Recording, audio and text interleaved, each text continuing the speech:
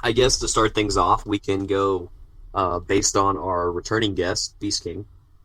Beast King, what do you currently train?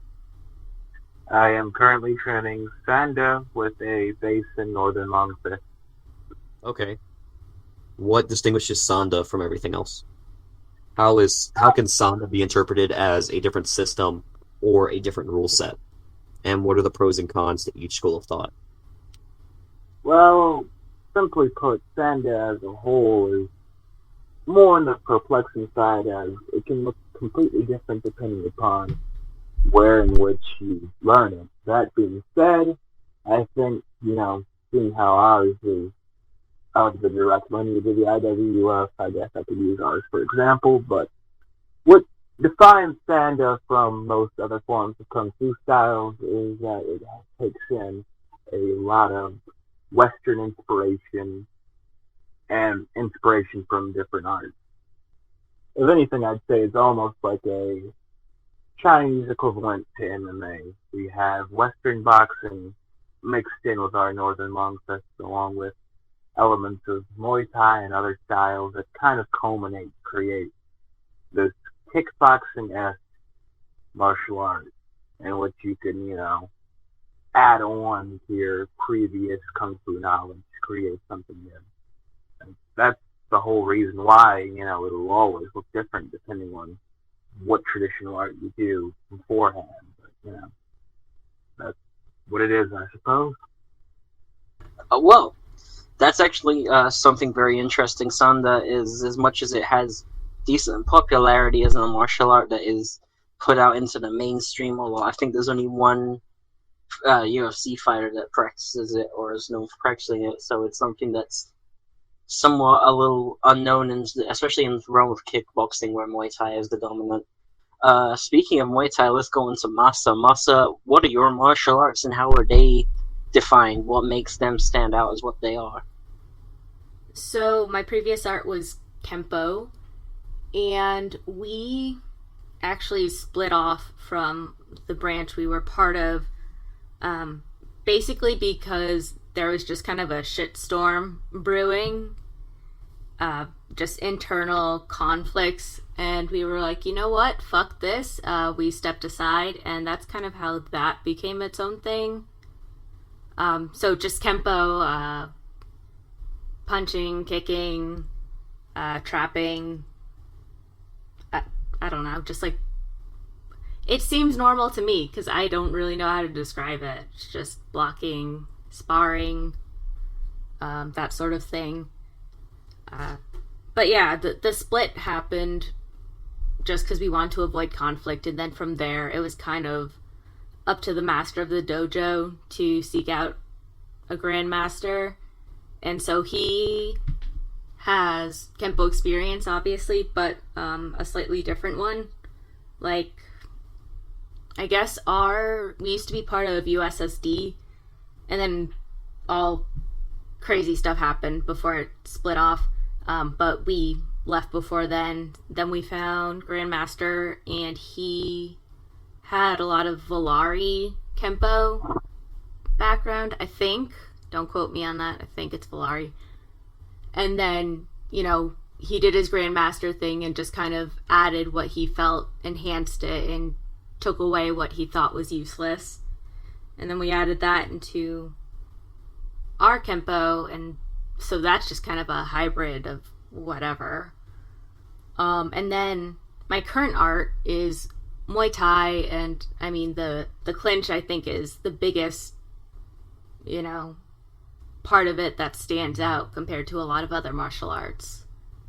So I don't know the lineage of my current Muay Thai art or anything quite like that, but I know, Muay Thai as a whole, my understanding is that the clinch and the teep are pretty unique to Muay Thai. And that's certainly something that comes up a lot, is how different the Muay Thai clinching is compared to other arts, and the teep is also known as just the Muay Thai push kick. And a lot of people would just say, yeah, push kick, teep kick, it belongs to Muay Thai. And so those are probably the defining factors, specifically of like the well-known Muay Thai that people train in modern competitive Muay Thai. Wonder what if Lo can tell us the older Muay Thai might have been known for that the modern one isn't, and then he can also go into his karate and kali. So if we're going on Muay Thai Legret, if you look into modern Muay Thai, you have a lot of outboxing work and clinch work, but most of the time I feel that they're lacking in their transition between the two. If you look into Muay Thai Legret, they were really based on 4 different theories. The first one we'll go over is hot, which means just to break something. So like it'll be like a joint lock to snap it. We'll go over top, which is just to crush. So that'll be like devastating strikes like modern Muay Thai is known for. Then we'll also have chop, which is just to grab. So that goes into your grappling. And then tum. Tum just means to hit the earth with your opponent, so throwing. Like, if you look into the difference between Muay Thai and Muay Thai Legret, modern Muay Thai omitted a lot of the takedowns that were shown within older Muay Thai, right? You have a lot of sweeps and such that you'll see now, but if you look into the older Muay Thai, they actually had some, what we will call in judo, koshiwaza or tewaza. So throwing techniques using the hip or the hands. It's just a little bit more diverse with less of a specialty. That's not a bad thing and it's not a good thing. It's just that's where the differences arose. If we go into karate, I'll just go into Kinkojiku, for example. Kinkojiku versus Shotokan, right? So the full term would be Kinkojiku Shotokan, but I don't really like to associate with the Shotokan guys as much. Shotokan guys usually do a much deeper Zenkutsudachi, a really, really deep front stance, which I've already got one bum knee. It's not really good for my knee. I don't want to do all these demanding stances because they hurt me. But if you look into their other techniques, like their shutouke or shutouchi, right? They do it at a really, really wide rotation for it. Whereas in Kinkojiku, we go a little bit more straight line, just because we get to the target faster. It's not to say it's wrong, it's not to say it's right, it's just how we have our differences there. And, of course, we're not going to sit there and focus, hey, you're going to do your atemiwaza here, here, here, here. We're not just a pure striking system. A lot of the grappling was omitted because point fighting is a thing, and school kids doing karate is a thing now. But that's really where the differences came into play. Namido. If I go into Namido, I'll admit it, I'm extremely biased on this, but I think that Namido is the most well-rounded system I've come across. Because if you look into Jiu-jitsu, right, the modern interpretation of Jiu-jitsu, omitting BJJ, because I hate on BJJ a lot, I'm not going to bring it up in this discussion.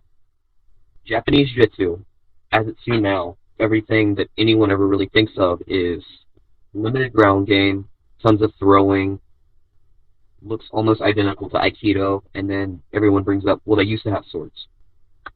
That's fine and dandy, but the differences between a modern look at that versus Namido is Namido really covers every area of striking. They try to evolve past what tradition will hold them to. So you have all of your Nagewaza, all of your Newaza. So you have full throwing techniques, full ground techniques, full striking techniques, full sweeping techniques, full weapons work, full deployment, full weapons retention. They focus on every aspect of combat, as well as every aspect of approach in combat. I feel that what really defines Namido versus other systems I've seen, and I wouldn't say that I'm just the leading person to talk to about Namido. We'll hopefully in the future have some interviews regarding some of my coaches and some of my instructors within the such. But I really feel the difference between Namido and other grappling systems, quote unquote, or other striking systems is the well-rounded approach. I really think a lot of systems are lacking in today's world because they don't want to evolve. They want to sit there and hold themselves to traditions, which are false traditions. Because if you look into the history of different arts, they were constantly cross-training. So for Eskrima, well, Lameko Eskrima, right? Lameko, what a lot of people look at it and they think, this is a stick style. This is a knife style. This is a sword style. It's kind of like LARP. No, it's not. Eskrima is defined as being a combat style. They don't want to limit themselves to this is how you use a knife, this is how you use a stick, this is how you use your hand, this is how you throw somebody. No, they're not defined by one subject. If you can use a stick the same way as you can use a knife, then the concept's good. Lameko is really about minimizing your mistakes within each application. So if you're doing a strike and it's telegraphic on 4 different points, when you're training on Mako, you're trying to kind of file down those 4 points. One thing that I can quote, I'm probably going to butcher this quote, but Guru Gould is, if you were sitting there and you're swinging a stick, right, and you were trying to thin it, you're trying to cut the fat off of it. So you're trying to get it where it's non-telegraphic. The first 12 inches or so are going to be really easy. You're going to cut down on those really, really quickly. But you will never get the last inch of telegraphic nature out of it. Meaning there's always going to be a little bit that you have to strive for to get better. That's really what I think defines Lameko versus other stick systems, other knife systems, other combat systems. Where Lameko wants you to take out all these bad habits. A lot of other systems will allow you to keep your bad habits. They'll just say, get better. That's fine, but you can, if you have no mistakes that can be perceived by the human eye, then there's no way people can really counter you. That's why I hear a lot of stories about Lameko guys going into stick competitions, and they'll just win with a 1-4, forehand and a backhand. Because it's non-telegraphic, people don't know how to react to that. That's one issue I have with a lot of different stick systems, which really I got to call out Valentawak for that. They're extremely telegraphic with a lot of stuff they'll do. I've met some good Valentawak guys, but people don't want to trim the fat, so to say. They don't want to improve upon their technique. They want to improve upon them using the techniques. Yeah, that's certainly interesting, and I think it's a good thing to be like aware of, is how telegraphic and how visible things are. It's really something to look at.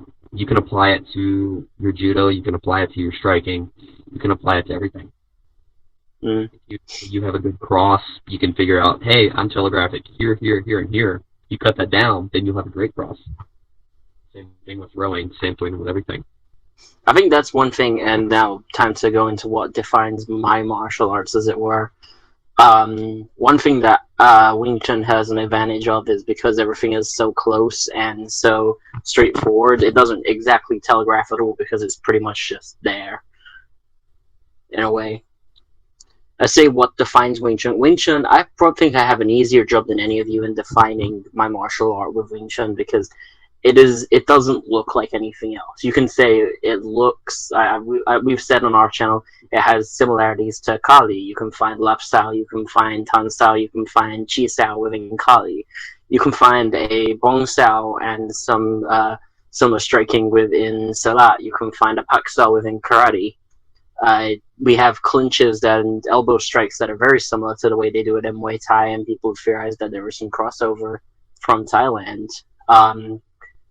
And then you go into other kung fu systems, and you can see, well, all of our sweeps probably came from White Crane. You can see a lot of our takedowns and drags being used in Northern systems and Long Fifth systems, and the way we punch and kick being used in Shaolin. But if you look at Wing Chun and you see Wing Chun being used, you know what it is. You're not going to confuse it for something else or wonder what it is, because it is close combat.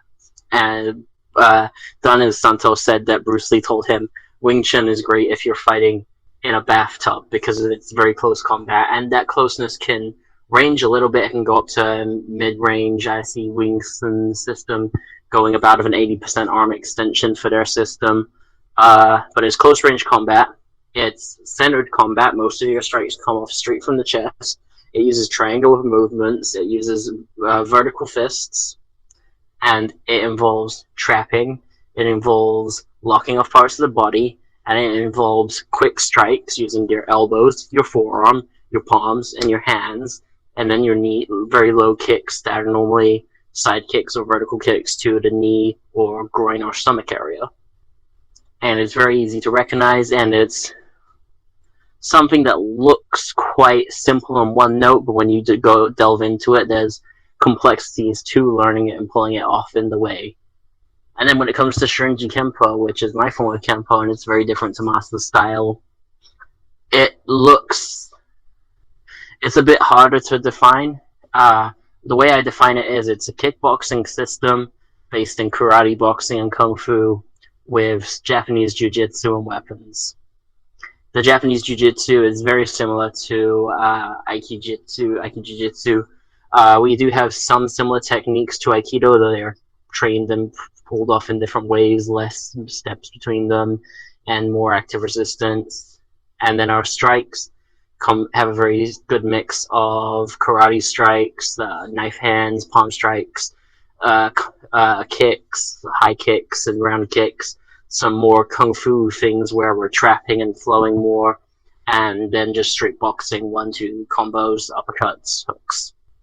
I think it's a good sort of hybrid art, and it's sort of what people will think of if they think of mixing styles other than MMA. Everything is very sort of clearly obvious and defined of where it is.